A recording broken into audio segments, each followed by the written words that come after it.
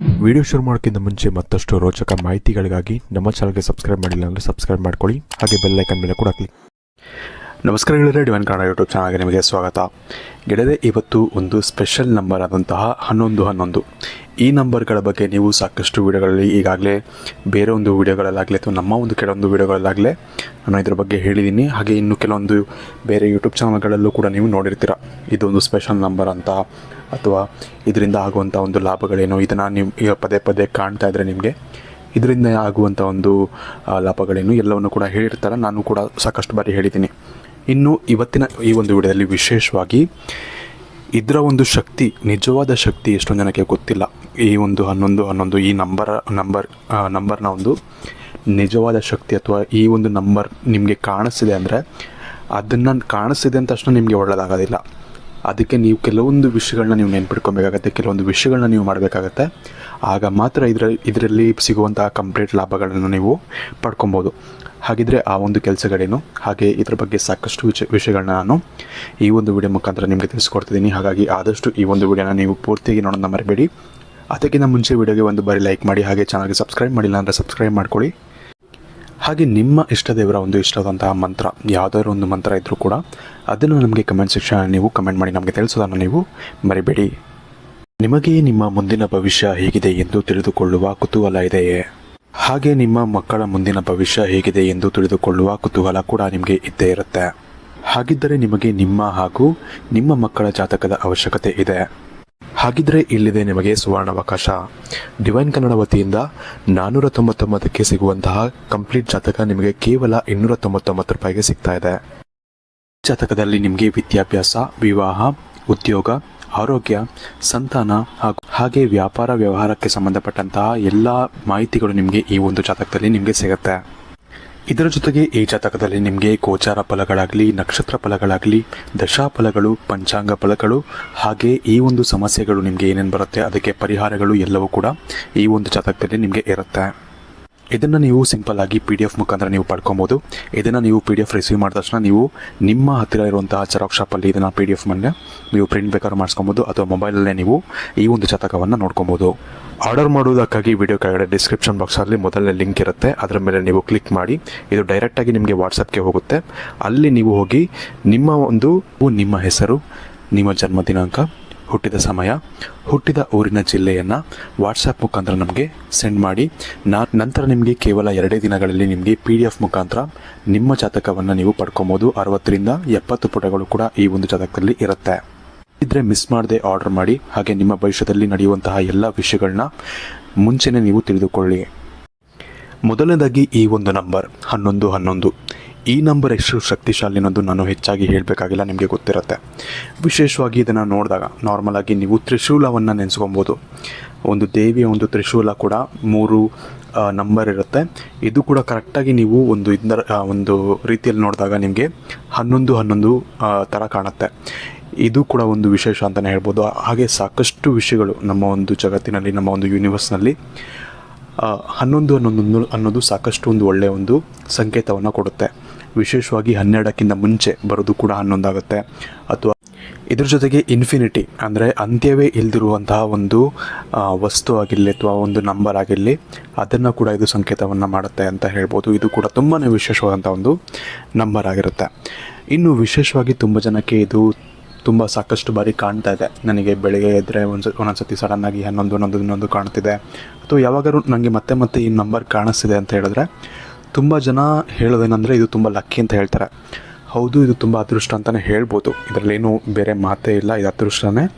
But ಆದರೂ ಕೂಡ ನಿಮಗೆ ಆ ಅದೃಷ್ಟವನ್ನು ಯಾವ ರೀತಿ ಕ್ಲೇಮ್ ಮಾಡ್ಕೊಳ್ಳೋದು, ಅಂದರೆ ಆ ಅದೃಷ್ಟ ನಿಮಗೆ ಸಿಗಬೇಕು, ಅದರಿಂದ ಸಿಗಬೇಕಾದಂತಹ ಲಾಭಗಳು ನಿಮಗೆ ಸಿಗಬೇಕು ಅಂದರೆ ನೀವೇನು ಮಾಡಬೇಕು ಅಂತ ನಾನು ಇವಾಗ ಹೇಳ್ತೀನಿ.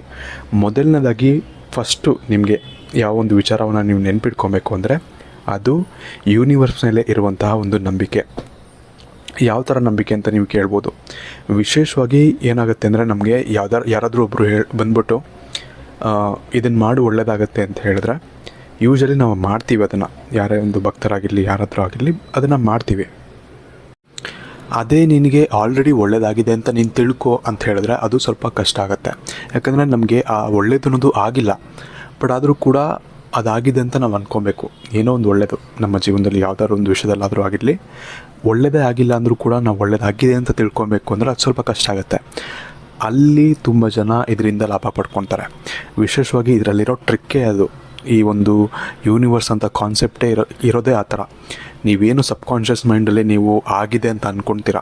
ಇವಾಗ ನನಗೆ ಒಂದು ಮೊಬೈಲ್ ಬೇಕು ಅಂತ ಅಂದ್ಕೊಂಡ್ರೆ, ಮೊಬೈಲ್ ಬೇಕು ಅನ್ನೋ ಒಂದು ಆಸೆ ಇದ್ದರೆ ಯೂನಿವರ್ಸ್ ಹತ್ರ ನೀವು ಯಾವ ರೀತಿ ಕೇಳ್ಕೊಬೇಕು ಅಂದರೆ, ನನಗೆ ಆಲ್ರೆಡಿ ಮೊಬೈಲ್ ಸಿಕ್ಕಿದೆ ಅಂದರೆ ಪಾಸ್ಟ್ ಆಲ್ರೆಡಿ ನೀವು ಫ್ಯೂಚರಲ್ಲಿ ಇರಬೇಕಾಗತ್ತೆ, ಪಾಸ್ಟ್ ಅಲ್ಲ ಫ್ಯೂಚರಲ್ಲಿ ಇರಬೇಕಾಗತ್ತೆ.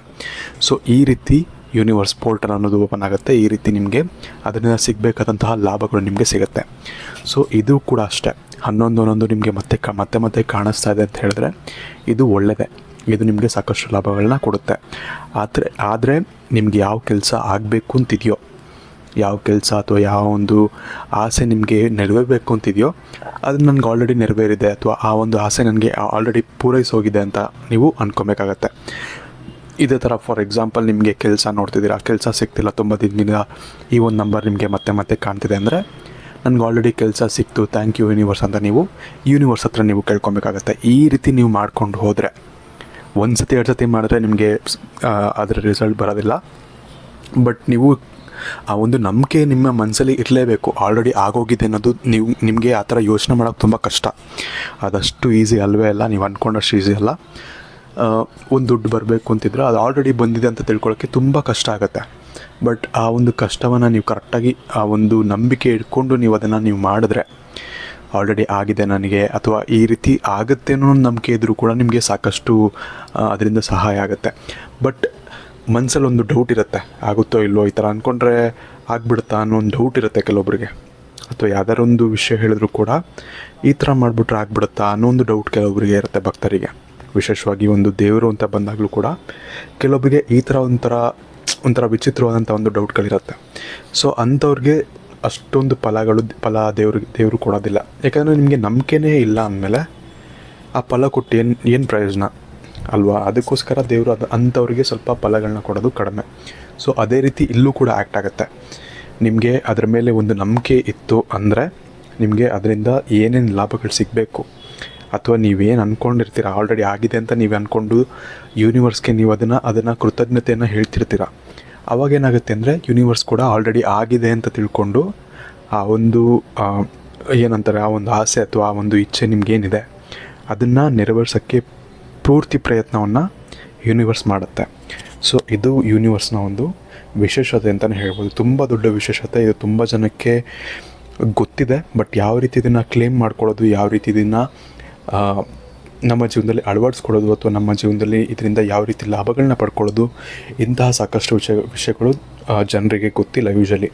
ಯೂನಿವರ್ಸ್ ಏನು ಅಂತ ಗೊತ್ತು, ಯೂನಿವರ್ಸಿಂದ ಯಾವ ರೀತಿ ಸಿಗ್ನಲ್ ಬರುತ್ತೆ, ಈ 11 ಆಗಲಿ ಅಥವಾ ಇನ್ನೂ ಕೆಲವೊಂದು ನಂಬರ್ಗಳಿದೆ, ಅದ್ರ ಬಗ್ಗೆ ಕೂಡ ನಾನು ಆಲ್ರೆಡಿ ವೀಡಿಯೋ ಮಾಡಿದ್ದೀನಿ, ಹೋಗಿ ಚಾನಲಲ್ಲಿ ನೋಡ್ಬೋದು.